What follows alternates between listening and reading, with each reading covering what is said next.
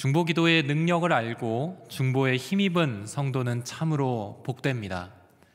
기도의 능력을 알고 그 기도에 힘입은 성도님들은 참으로 복이 있습니다.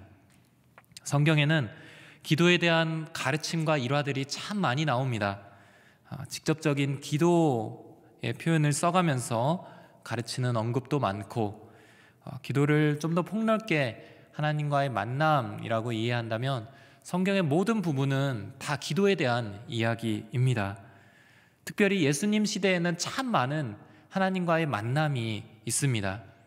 2000년 전 예수님께서 이 땅 가운데 오셔서 하나님의 임재를 보여주시고 이 땅 가운데 하나님의 나라를 나타내셨습니다. 무엇보다 예수님 자체가 하나님의 현현, 하나님의 나타나심이었습니다. 예수님 앞에 서는 것은 곧 하나님 앞에 서서 하나님을 만나는 것이었습니다. 신약 성경의 복음서는 예수님을 만난 그 사람들의 이야기이면서 동시에 예수님을 통해 하나님과 만난 사람들의 이야기, 어쩌면 기도의 이야기일 수 있습니다. 그러나 물론 예수님 앞에 섰다고 해서 다 기도했다 이렇게 볼 수는 없습니다. 그렇게 봐서도 되지 않습니다. 본디오 빌라도가 예수님을 만났다고 해서 그가 기도했는가? 그렇게 볼 수 없죠. 그러면 어떤 것이 기도인가? 하나님 앞에 신령과 진정으로 나온 사람들, 그래서 예수님 앞에 신령과 진정으로 섰던 사람들이 곧 기도했던 사람들입니다. 그들은 예수님을 만나면서 곧 하나님을 만났고 하나님의 능력을 체험할 수 있었습니다. 오늘 이 자리 가운데 나오신 우리들 가운데 하나님과의 만남이 진정으로 있기를 축복합니다. 예수님과의 대면, 예수님을 통하여서 하나님과 깊이 만나는 그 기도의 축복이 저희들 안에 있기를 주의 이름으로 축원합니다. 오늘은 신령과 진정으로 예수님 앞에 섰던 한 사람의 이야기를 통해서 믿음이 무엇인지, 기도란 과연 어떠한 것인지 살피고자 합니다. 무엇보다 우리가 지금 이 자리에서 우리의 신앙과 기도가 어떠한지를 좀 점검해보는 시간을 갖기를 원합니다. 오늘 살펴볼 첫 번째 주제는 담대하고 끈질긴 믿음으로 나아가라입니다. 예수님께서 가버나움이란 동네에서 사역하시던 그 예수님의 초창기 사역 때에는 예수님에 대한 소문이 이미 그 동네 유대 땅 전체에 갈릴 땅까지 넘어서서 유대 땅까지도 퍼져 있는 상황이었습니다. 예수님의 기적과 이 병고침이 남다르다라는 소문이 퍼져 있었습니다. 그래서 가면 갈수록 많은 사람들이 예수님께로 몰려들기 시작했습니다. 1절, 2절 말씀 같이 함께 읽겠습니다. 시작. 며칠 후 예수께서 가버나움으로 다시 들어가시자 예수께서 집에 계신다는 소문이 퍼졌습니다. 그러자 얼마나 많은 사람들이 모여들었던지 집안은 물론 문 밖까지도 발 디딜 틈이 없었습니다. 예수께서는 그들에게 말씀을 전하셨습니다. 2절에서 이 많은 사람들이 모여들었다, 얼마나 많은 사람들이 모여들었던지, 이 모여들었다라는 표현은 무리를 이렇게 끌어들이다라는 표현입니다. 많은 사람들을 인도하다, 함께 모여들다, 이런 뜻입니다. 예수님의 무엇인가가 지금 사람들을 끌어당기고 있는 것입니다.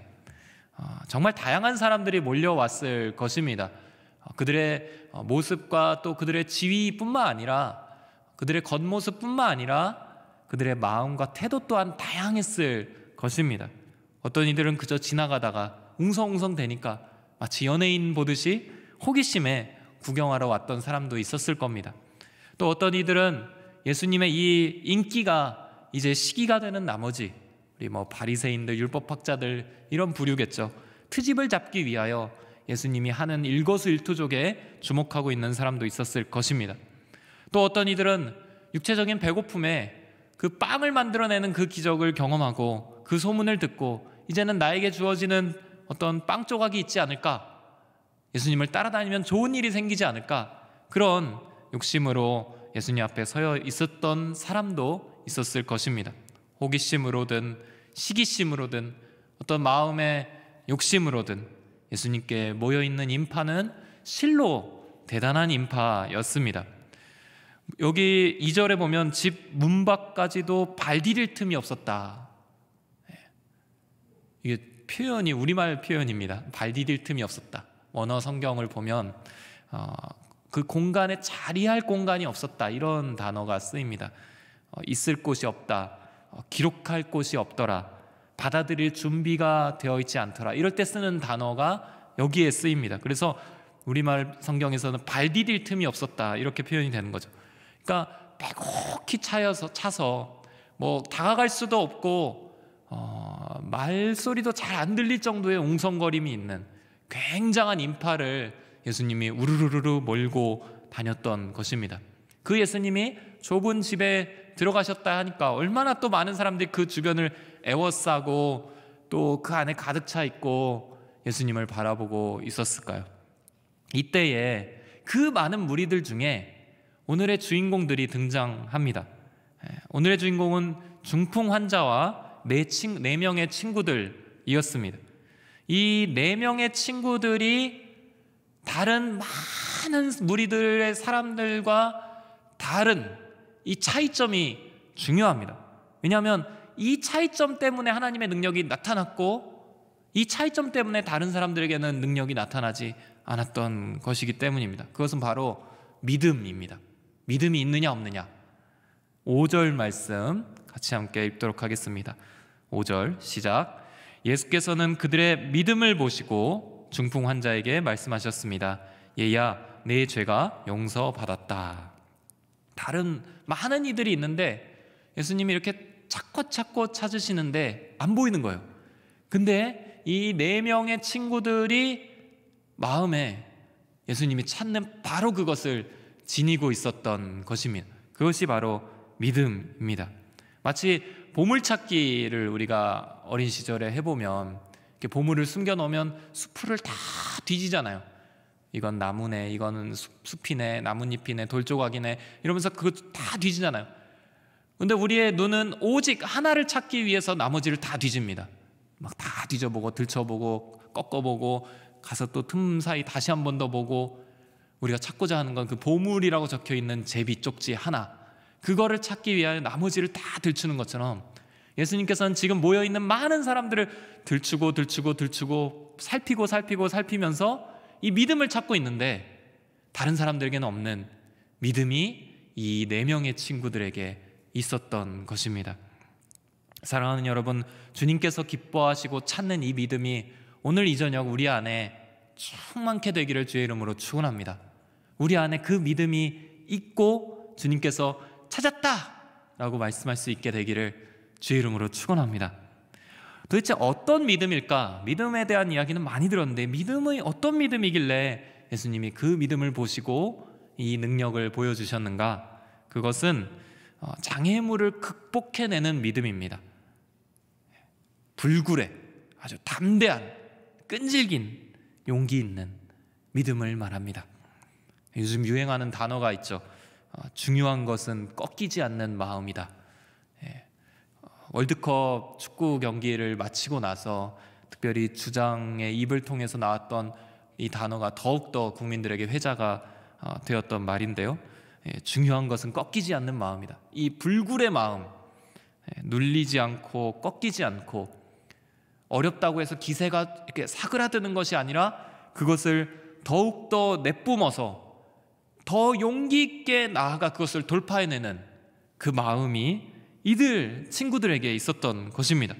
중풍병자의 친구들은 장애물들을 하나씩, 그것도 여러 번을 다 뚫고 나아갑니다.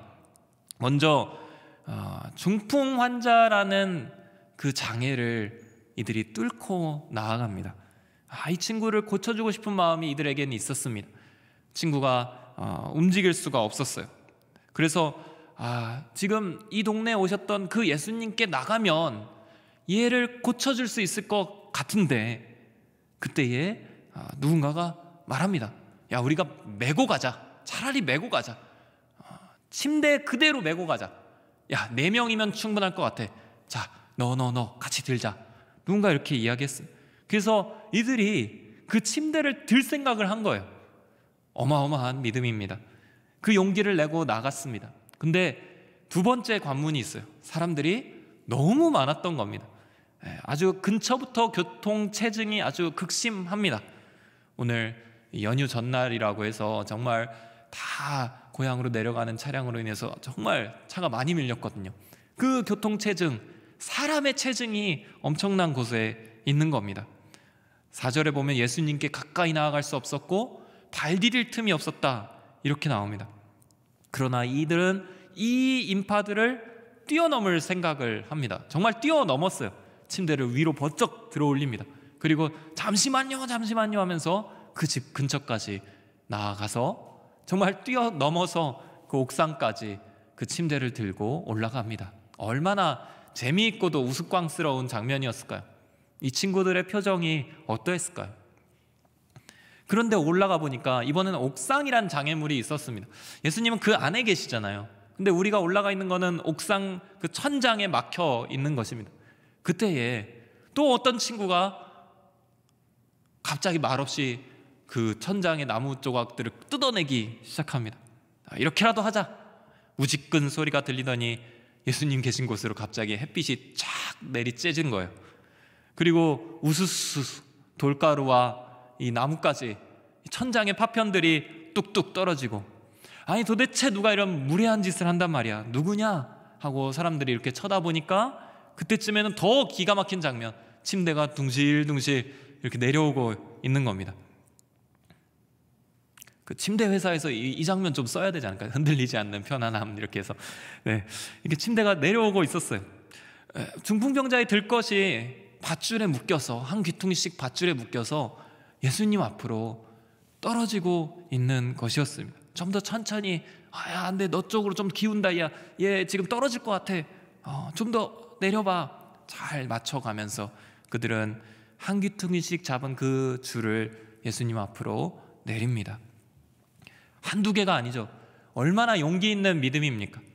여러분, 예수님이 오늘 이곳에 직접 오셔서 이 자리에 저 대신 예수님이 서셔서 말씀을 전하시는 집회가 열린다면 여러분들 이 앞자리로 달려나오시는 용기가 있기를 축복합니다. 어떤 인파가 있다 해도, 아무리 큰 장애물이 내 앞을 가로막고 있다고 해도 예수님이 앞에 계신다면 그 예수님을 향하여 뚫고 나아갈 수 있는 믿음의 끈질김과 담대함이 여러분들 안에 있기를 축복합니다. 한번 딱 갔더니 사람이 너무 많아, 안 되겠네. 한번 갔더니 내 병이 너무 중해, 이건 예수님도 좀 어려워하실 거야, 안 되겠네. 한번 기도했다가 부딪혀갖고 이 응답이 안 되네, 포기해버리고, 그러지 마시고 예수님을 향하여 계속해서 장애물들을 뚫고 나아가는 이 중풍병자의 친구들의 그 끈질기고 담대한 믿음을 여러분들이 받으시고 여러분들이 것이 되시기를 주의 이름으로 축원합니다. 내 친구의 믿음의 방향은 분명했습니다. 지붕을 뜯어내고 이거 원상태로 해달라고 주인이 얘기하면 어떡하지? 우리 돈 좀 모아야 되나? 얼마가 모자랄까? 이런 계산도 없었습니다. 주저함 없이 지금 예수님만 바라보고 앞으로 뚫고 나가고 있는 것입니다. 그 믿음 안에는 예수님을 향한 분명한 선포가 있었습니다. 그저 이분이 좀 능력이 좋은 의사 선생님이셔, 이분께 가면 조금 나아지지 않을까? 지금보다는 그래도 좀 낫지 않을까? 이 정도가 아니라 나중에 예수님께서 이들의 믿음을 보시고 하시는 말씀이 무엇이냐면, 얘야 내 죄가 용서함을 받았다, 이 엄청난 고백을 하시죠. 얘야 내 죄가 용서함을 받았다. 이 고백은 당장 논란이 되어버립니다. 왜냐하면 서기관들과 바리새인들과 율법학자들이 듣기에는 지금 이 한 사람이, 별것도 아닌 이 한 사람이 지금 자기가 심판의 권세가 있는 것처럼 너의 죄를 사하노라 하고 선포했기 때문입니다. 당신은 죄를 사할 권세가 없다. 당신은 지금 하나님 마음, 하나님 자리에 앉아서 이야기하고 있다. 당신은 신성모독하고 있구나. 돌로 쳐 죽여야 한다 라고 반발했습니다. 예수님이 도대체 무엇을 나타내고 싶으셔서 이 말씀을 먼저 하셨을지 8절, 9절, 10절, 11절까지 한번 이 내용의 전개를 다시 한번 읽어보도록 하겠습니다. 같이 읽겠습니다. 8절부터 시작. 예수께서는 이들이 속으로 이렇게 생각하는 것을 마음으로 곧 알아채시고 율법학자들에게 말씀하셨습니다. 왜 그런 생각을 하느냐? 중풍 환자에게 내 죄가 용서받았다 하는 말과 일어나 자리를 들고 걸어가거라 하는 말 중 어느 말이 더 쉽겠느냐? 그러나 인자가 땅에서 죄를 용서하는 권세가 있는 것을 너희에게 알려주겠다. 그리고 예수께서 중풍 환자에게 말씀하셨습니다. 내가 내게 말한다. 일어나 내 자리를 들고 집으로 가거라. 죄를 용서하는 것과 자리를 들고 일어나거라 하는 그 말, 치유받았다 하는 말과 죄를 용서한다는 말 중 어느 것이 더 쉽겠느냐? 그러나 더 쉬운 말로 너희들에게 지금 말하는 것이 아니라 너희들에게 알려주려고 하는 것은 바로 지금 내가 이 땅 가운데 죄를 용서할 권세가 있는 하나님이다 라는 것을 알려주고자 합니다. 그 믿음이 지금 이 중풍병자 친구들에게 있었다라고 예수님이 말씀하시는 것입니다. 예수님이야말로 하늘의 권세를 그대로 갖고 계신 하나님의 아들이라는 것을 보여주고 있는 것입니다. 심판자의 위치에도 그분이 서 계시다는 것을 예수님이 직접 선언하고 계시는 것입니다.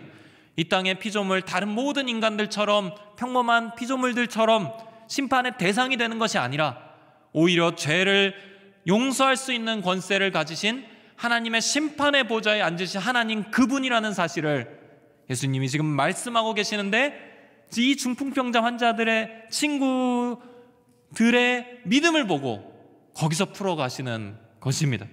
이 고백이 중풍 환자 친구들에게 있었습니다. 여러분, 지금 여러분들이 마주하고 여러분들이 나와 계신 그 보좌에 앉으신 분이 죄를 용서할 수 있는 심판자 되시는 하나님 그분이시라는 사실을 믿으십니까? 이 친구들처럼 그 믿음을 향하여 그 당당한 고백을 갖고 불굴에 꺾이지 않는 담대한 끈질긴 용기로 주님 앞에 나아가시기를 축복합니다. 예수님 앞으로 나온 사람들은 많았습니다. 발 디딜 틈이 없이 많이 있었습니다. 그러나 예수님이 찾으시는 믿음은 그 중에 극소수 딱 4사람에게 있었던 것입니다. 이 시간 주님께서 우리의 마음을 다 살피십니다.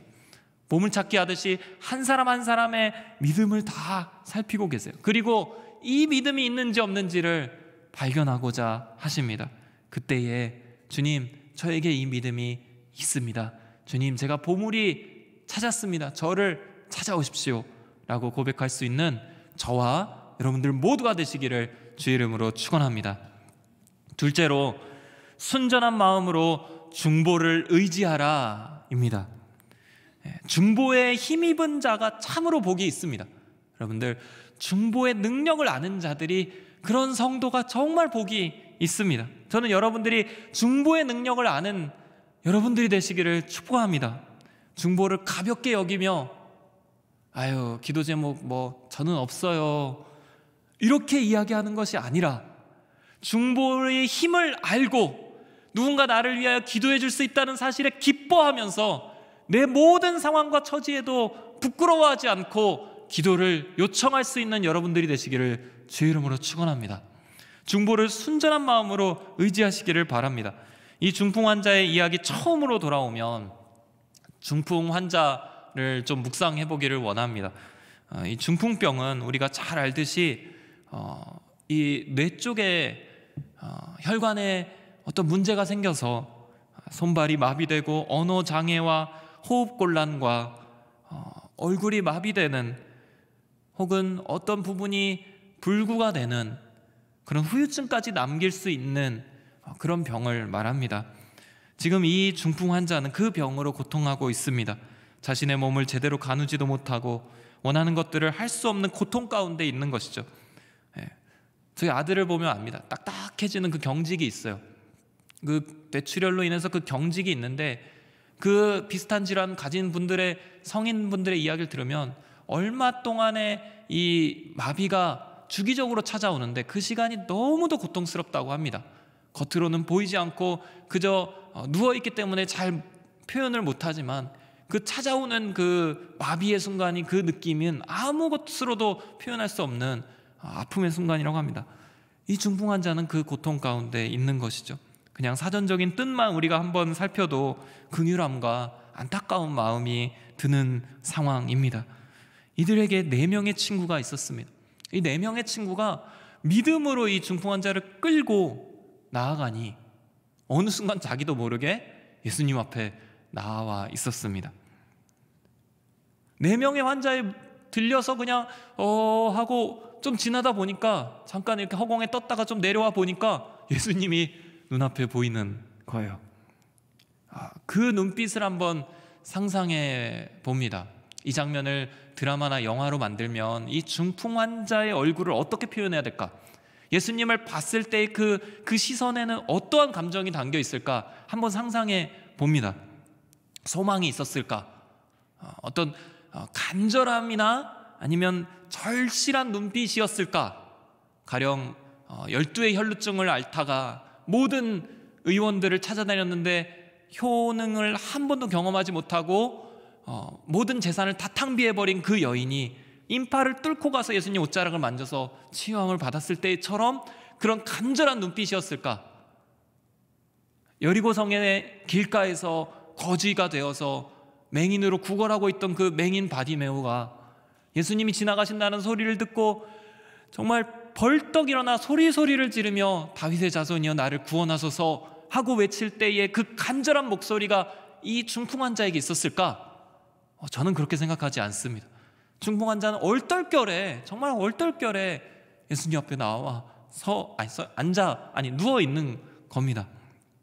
절실함이 그에게 느껴졌을까? 물론 아팠겠죠. 그리고 그 아픔에서 벗어나고자 하는 마음은 있었을 것입니다.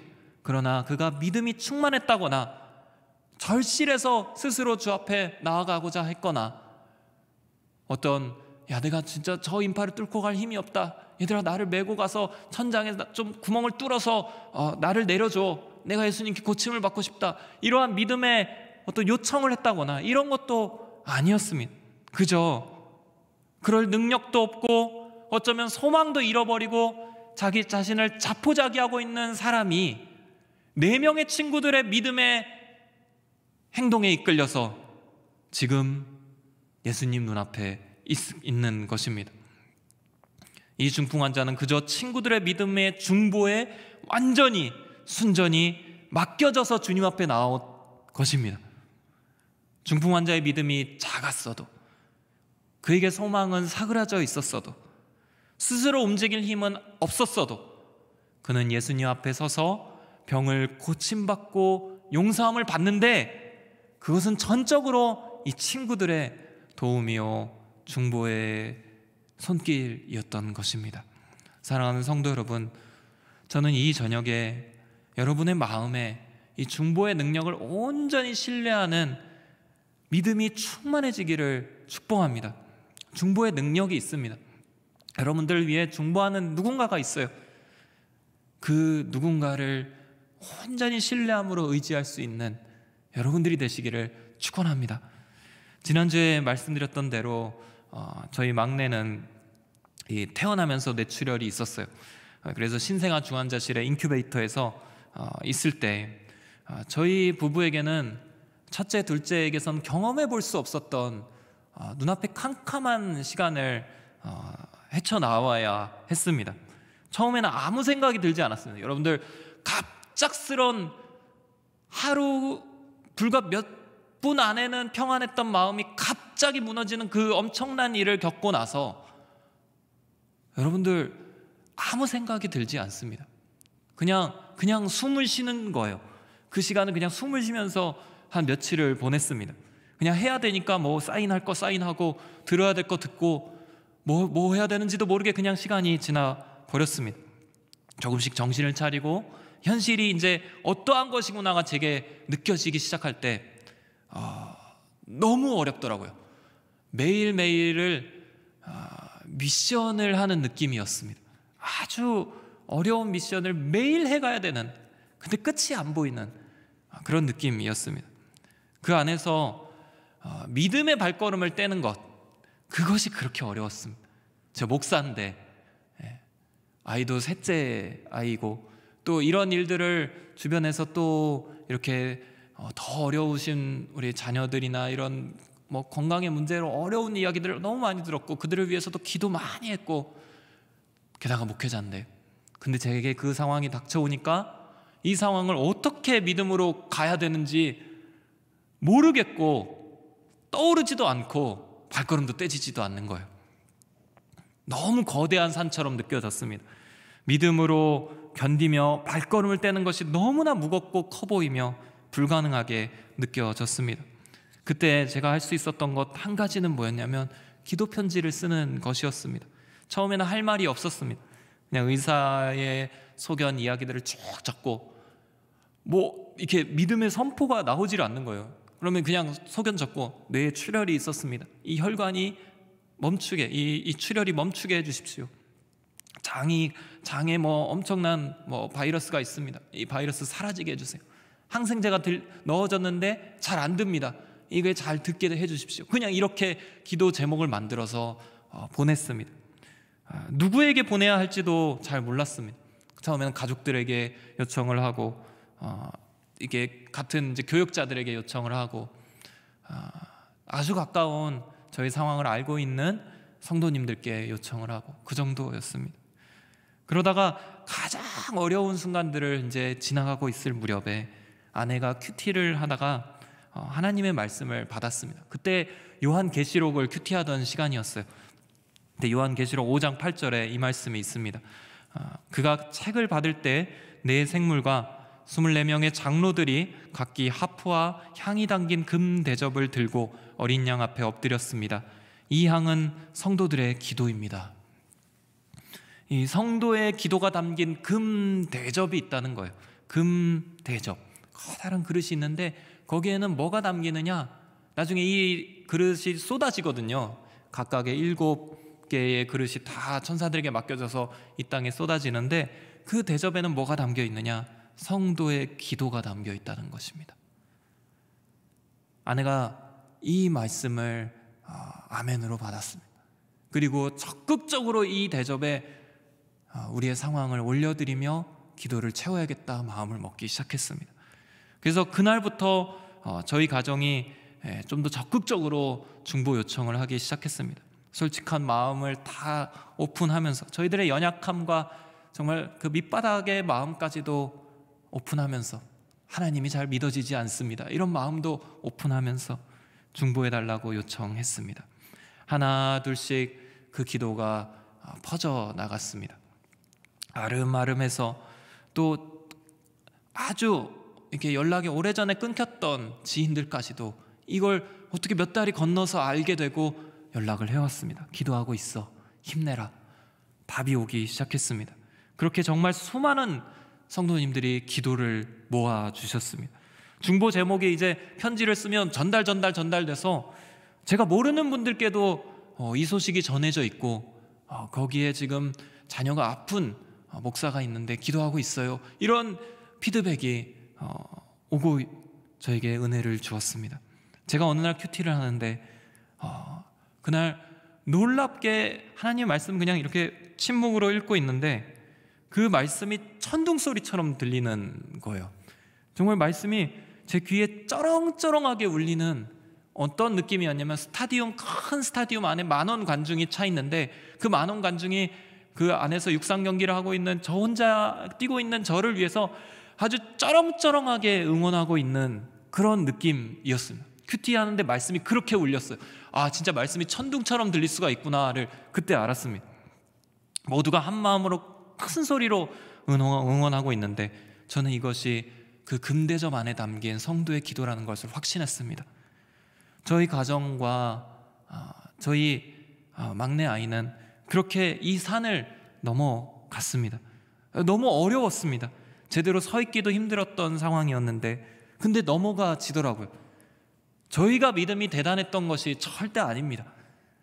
넘어지기도 했고 원망도 했고 불평도 많이 했습니다. 근데 그걸 넘어갈 수 있게 한 것은 철저하게 하나님의 은혜요, 주변에 중보로 저를 붙들어 주신 성도님들의 기도가 있었기 때문입니다. 사랑하는 성도 여러분, 중보의 능력이 있습니다. 기도 부탁하는 걸 부끄러워하지 마십시오. 기도 제목 있니? 주저하고 넘어가지 마십시오. 꼭 그 순간을 붙잡아서 나의 기도 제목을 전달할 수 있을 만큼 기도 제목을 준비하세요. 그리고 누군가 여러분들을 위해 기도해 준다는 것을 가볍게 여기지 마십시오. 이 예배 끝나고 우리가 잠깐 기도하는 그 순간 여러분들이 서로를 위해서 기도해 주십시오. 그게 능력이 될 것입니다. 믿음의 지체들을 찾으시고 믿음의 기도를 부탁하십시오. 신앙은 내가 힘을 내서 가는 것이 아니라 이 중풍 환자처럼 어쩌면 중보에 순전히 맡기고 끌려가는 것이 신앙인 것입니다. 신학교 때 1학년 때 연로하신 한 교수님이 오셔서 조직신학 강의를 해주신 적이 있습니다. 한국 교회를 대표하시는 분이세요. 이분은 6.25를 경험하셨고 한국 교회에 아주 굵직한 복음주의 신학을 기틀을 놓으신 분이셨습니다. 은퇴하신 지 한참이 지나셨어요. 그때 저희에게 강의해 주시던 때가 84살이셨어요. 84살이 한 학기 강의를, 그것도 신학교 신대원생들을 향해서 그냥 이런 강대상에 이렇게 앉아서 강의를 해주시는데 얼마나 쉽고 재미있고 간결했는지 모릅니다. 조직신학 그 딱딱한 과목이 너무나 은혜롭게 흘러갔어요. 제가 나중에 혹시 이런 내용들을 가르칠 일이 있으면 저렇게 가르치고 싶다 이렇게 생각이 들 정도였습니다. 그 원로 교수님의 강의를 다 끝나고 나서 이제 마지막 종강의 날이 왔어요. 기말고사만 보면 이제 끝나는 그 시간에 마지막 강의를 다 마치시고 겸손하게 저희들 앞에서 정말 새파랗게 어린, 자기보다 어쩌면 한 약 50살 정도는 충분히 어린 그런 제자들을 향해서 그 교수님이 겸손한 말투로 말씀하셨습니다. 잊혀지지가 않아요. 여러분은 이제 저를 위한 중보자가 되어주시기를 바랍니다. 기도할 때 저를 위해 기도해 주세요. 하나님 말씀을 잘 전하고 사명을 끝까지 감당할 수 있도록 저는 지금까지 이 중보를 학생들에게 부탁해 왔습니다. 우리보다 훨씬 더 많은 지식과 성숙한 신앙을 가지신 존경하는 교수님이 별거 아닌 저희들 앞에 어린아이처럼 중보를 부탁하는 그 장면이 너무나 충격적이었습니다. 저는 교수님의 그 중보를 향한 확신, 중보를 온전히 의지하고 계시구나 하는 그 믿음을 그때 느꼈습니다. 사랑하는 성도 여러분, 여러분들을 위해 중보하는 자들을 신뢰하시기 바랍니다. 아니, 여러분 곁에 중보자를 보내주시는 하나님을 신뢰하시기를 바랍니다. 하나님의 그 친절하시고 세심하신 그 손길을 의지하고 중풍 환자처럼 움직일 수 없지만 그냥 누워서 맡겨져서 그 중보에 힘입어서 나아가시는 저와 여러분들의 믿음이 되시기를, 그런 믿음의 여정이 되시기를 축원합니다. 셋째로, 성령님께서 우리를 위하여 중보하십니다. 이 중보에 대한 이야기하면 우리 안에서 분명히 이런 분이 계실지 모릅니다. 나는 정말 혼자예요 하시는 분이 계실지 모릅니다. 난 기도 부탁할 공동체도 없고 믿음의 가족들도 없어요. 난 교회 온 지 얼마 되지도 않았어요. 나를 중보로 도와줄 사람이 정말 한 명도 생각이 나질 않아요. 혹은 중보할 분들에 대해 약간의 의심이 가시는 분들도 있을지 모릅니다. 저 사람이 나를 위해 기도한다고 할 때 과연 저 사람의 기도를 들어주실까? 의인의 기도를 들어주신다는 하나님 말씀은 있죠. 야고보서 5장 16절에 그러므로 서로 죄를 고백하고 병 낫기를 위해 서로 기도하십시오. 의인의 기도는 역사하는 힘이 큽니다.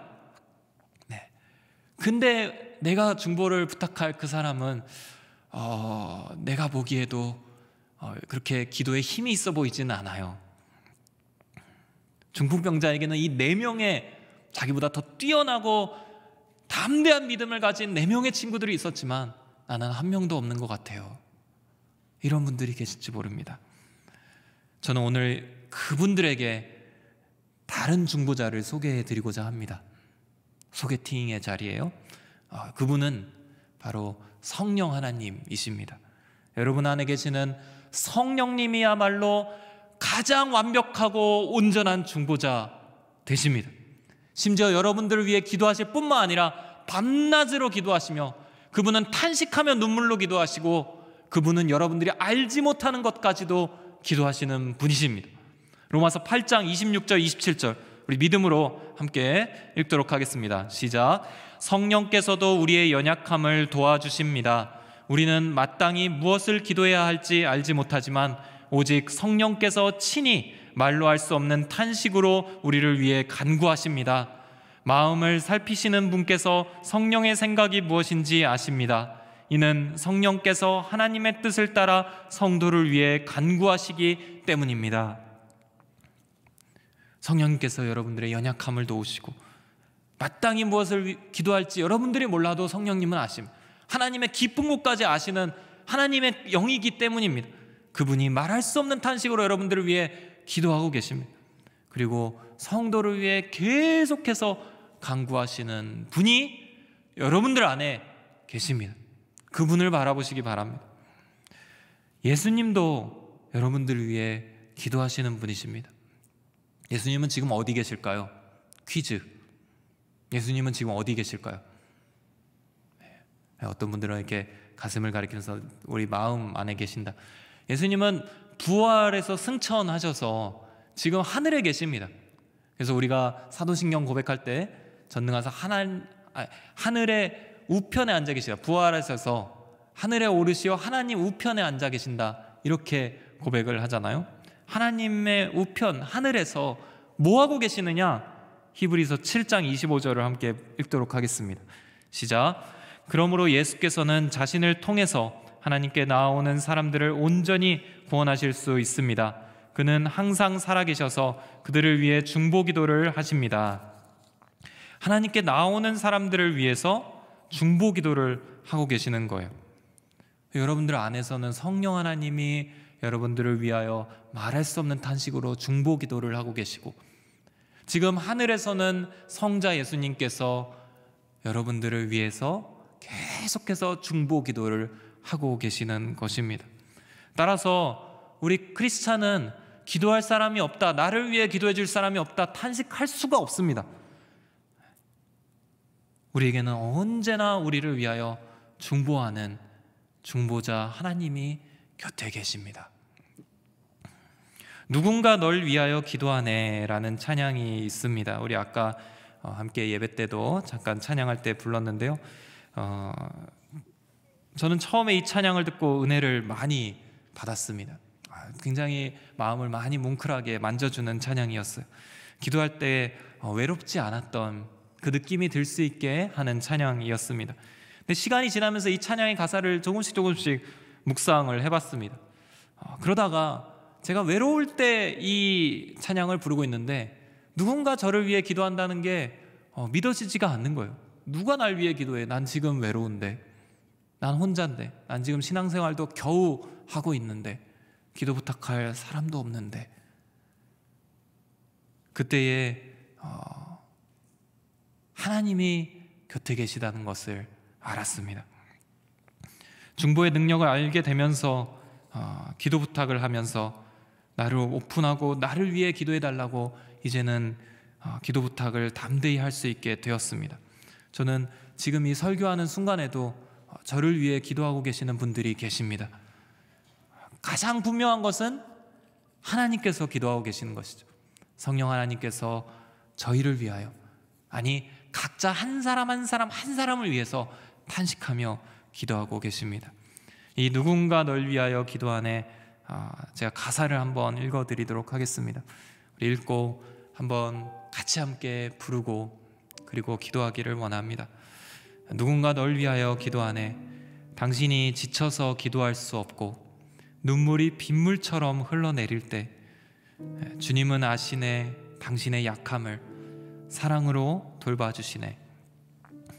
2절 가사. 당신이 외로이 홀로 남았을 때 당신은 누구에게 위로를 얻나? 주님은 아시네. 당신의 마음을 그대 홀로 있지 못함을. 저는 이 마지막 구절 너무 멋있나. 그대 홀로 있지 못함을. 이게 너무 마음에 듭니다. 우린 결코 홀로 있지 못하는 것이죠. 그때에 누군가 널 위하여 기도하네. 누군가 널 위하여 기도하네. 네가 홀로 외로워서 마음이 무너질 때 누군가 널 위하여 기도하네. 우리 이 찬양을 우리 영혼에 선포하면서 같이 함께 찬양하고 나아가도록 하겠습니다.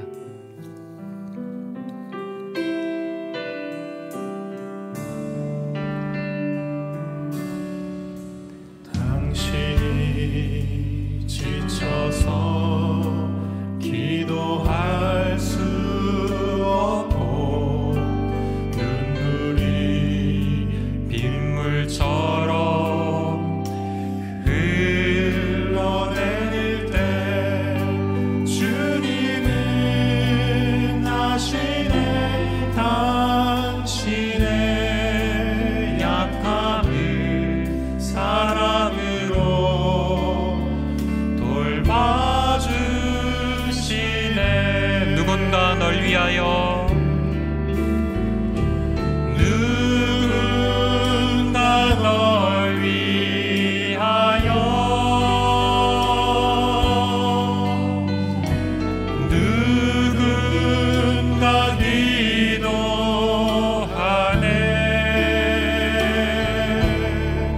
내가 홀로 외로워서 마음이 무너질 때 누군가 널 위해 기도하네. 당신이 외로이 홀로 남았을 때 당신이 외로이 홀로 남았을 때 당신은 누구에게 위로를 얻나? 당신은 누구에게 위로를 얻나? 주님은 아시네. 당신의 마음을 그대 홀로 잊지 못함을. 누군가 널 위하여 누군가 기도하네. 누군가 기도하네.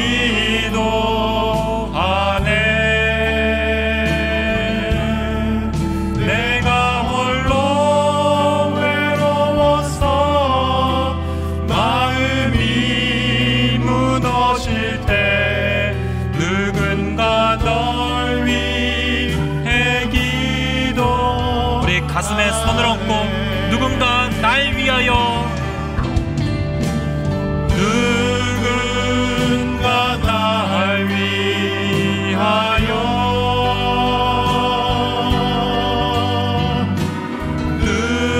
누군가 기도하네.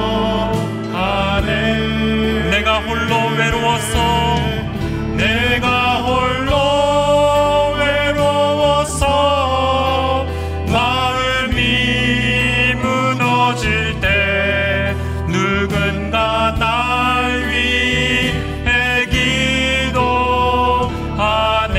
내가 홀로 외로워서 내가 홀로 외로워서 마음이 무너질 때 누군가 날 위해 날 위해 기도하네.